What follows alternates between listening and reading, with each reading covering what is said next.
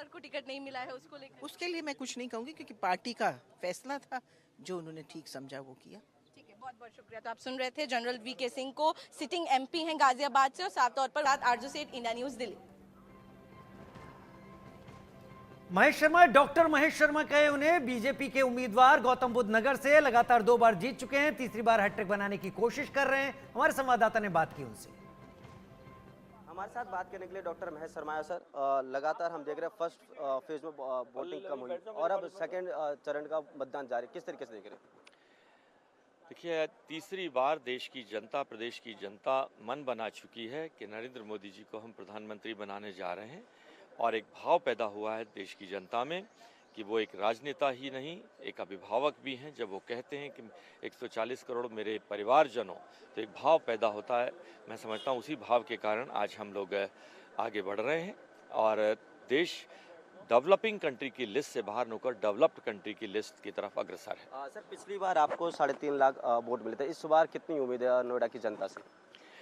इस बार डेफिनेटली पूरा विपक्ष जब एक था तब ये स्थिति थी, इस बार तो वो भी खंडित है। 5 लाख नए वोट बढ़ गए, इस बार पिछली बार से और बेहतर स्थिति में हम लोग जीतेंगे। सर, आखिरी सवाल, चूंकि मोदी जी भी कह रहे हैं, तमाम आपके पार्टी के नेता कह रहे हैं कि इस बार 400 पार, और अलायंस कह रहा है कि पहले चरण के मतदान से लगता है 400 पार नहीं हो पाएंगे।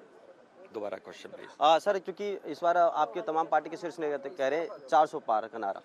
देखिए, 400 पार एक बेसिस पर है। 303 सीटें हमारी पिछले बार आई थी, 350 सीटें और थी, तो मैं समझता हूँ कि 404 का नारा हो सकता है, 400 पार से भी और अधिक हम आगे चले जाएं।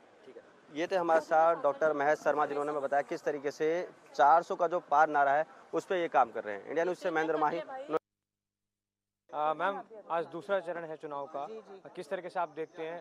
और आप डॉक्टर महेश शर्मा जो है लगातार ग्राउंड पे कैंपेनिंग भी उन्होंने करी है, तो उस बारे में थोड़ा बताइए। शहर का क्षेत्र हमने कवर किया है, हमेशा भी मैं ही कवर करती हूँ। अब की बार भी मैंने अपनी टीम के साथ, बड़ी उत्साही टीम है मेरी, उनके साथ मैंने किया है, और रिजल्ट्स तो आप सबको दिखेंगे और हमें तो अभी से पता है।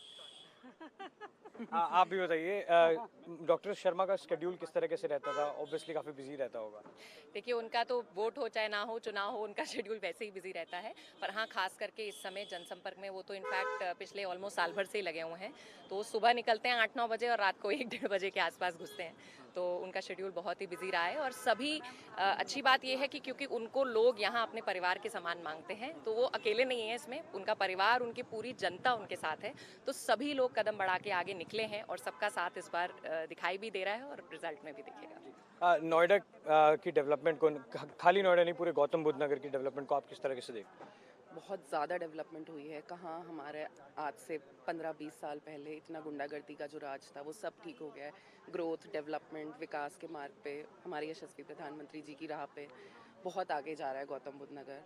इतना इंडस्ट्रियल डेवलपमेंट, इतना सोशो इकोनॉमिक डेवलपमेंट, और आई डोंट थिंक किसी डिस्ट्रिक्ट में इस लेवल का डेवलपमेंट देखा है हमने। देखिए, 5 घंटे से ज्यादा हो चुके हैं, मतदान चल रहा है, और अब चूंकि 12 बजे के ऊपर का वक्त है, गर्मी भी बढ़ेगी, टेम्परेचर भी बढ़ेगा। लेकिन आपके इलाके में अगर आज वोटिंग का दिन है तो इस गर्मी को आप मात दीजिएगा। अभी तक वोट नहीं डाला है तो जरूर वोट डालिएगा। आपके अपने चैनल इंडिया न्यूज की भी खास तैयारी है, हम बार बार कह रहे हैं, हर जानकारी आप तक सबसे पहले पहुंचाएंगे। आप अगर इधर राइट साइड देखेंगे तो दूसरे चरण के उन राज्यों को देखेंगे जहां जहां, यानी कि जो 13 राज्य हैं, एक केंद्र शासित प्रदेश है, उसमें कहां-कहां कौन-कौन सी सीटों पर मतदान हो रहा है, ये आप राइट साइड देखेंगे। अगर आप लेफ्ट साइड देखेंगे तो इस वक्त आपको दिखेगा ये अभी तक का मतदान कितना हुआ है, वोटिंग परसेंटेज आपको नजर आएगा। साथ ही नीचे की तरफ आप देखेंगे, ये जो बड़ी पट्टी है, यहाँ बिग फाइट, यानी कि बिग फेसेस जो आमने सामने की टक्कर में है, वो बिग फेसेस आपको नजर आएंगे। साथ ही साथ महाराष्ट्र से एक बड़े नेता कुछ कह रहे हैं, शायद राजीव। जी हाँ, अशोक चौहान कभी कांग्रेस के हुआ करते थे, फिलहाल बीजेपी के राज्यसभा सांसद हैं। वो क्या कह रहे हैं, सुन लेते हैं। जब भी जिक्र होता है अशोक चौहान का, सूबे के पूर्व मुख्यमंत्री हैं, मौजूदा राज्यसभा सांसद, अब से थोड़ी देर पहले ही वोट कास्ट करके आए हैं। बात करते हैं। असर 9 बजे तक का प्रतिशत तो कोई इतना अच्छा नहीं था, कैसे खिलेगा कमल नांदेड़ में?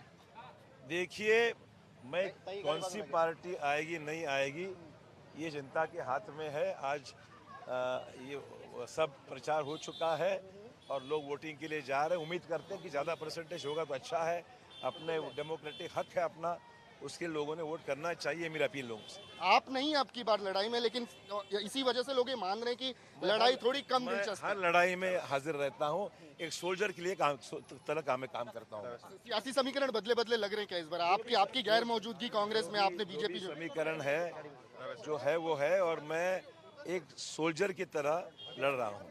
तो एक सैनिक की तरह, एक योद्धा की तरह अशोक चौहान जो है नांदेड़ से लड़ रहे हैं।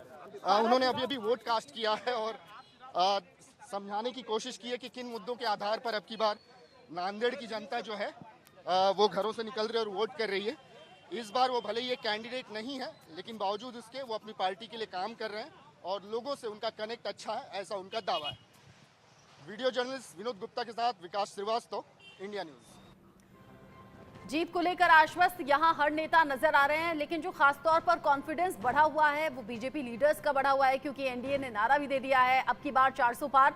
और अब जहां जहां इंडिया न्यूज संवाददाता पहुंच रहे हैं वहां वहां माहौल अभी का क्या है वो आप तक अपडेट भी हम पहुंचा रहे हैं। इन सब के बीच में बीजेपी सांसद भोला सिंह जीत को लेकर कैसे आश्वस्त हैं और कैसे लोगों से वोटिंग की अपील कर रहे हैं, सुनिए आप।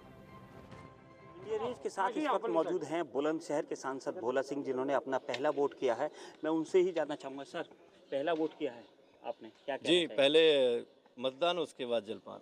मैंने अपने मत का प्रयोग किया है एक देश का नागरिक होने के नाते, और मैं सभी अपने सम्मानीय मतदाताओं से भी अपील करता हूं कि आप सब लोग अपने मत का प्रयोग करें, एक मजबूत सरकार बनाने के लिए अपना सहयोग दें, एक विकसित भारत, आत्मनिर्भर भारत और राष्ट्र निर्माण में अपनी भूमिका सुनिश्चित करने के लिए अपना मत का प्रयोग करके एक मजबूत सरकार देने का मैं अपनी भूमिका निभाएं, ऐसा मेरा सभी से निवेदन है। क्या मानते हैं सर, आपने बसपा ने यहाँ सांसद नगीना से सांसद उनको उतारा है, मुकाबला किससे मानते हैं सर? नगीना से जो सांसद जी हैं कोई मुकाबला किसी से नहीं है, मुझे पूरे चुनाव में कहीं नहीं दिखे, कहीं एक्टिविटी उनकी नहीं दिखी।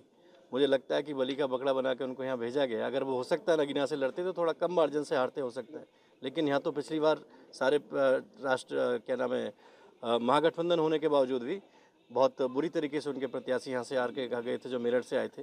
ये तो और मुरादाबाद से आए हैं, जितनी दूरी और इतनी वोटों में अंतर। ये थे हमारे साथ में डॉक्टर भोला सिंह, जिनका साफ ये कहना था कि इस बार भी भारतीय जनता पार्टी बुलंदशहर से एक नया रिकॉर्ड हासिल करेगी।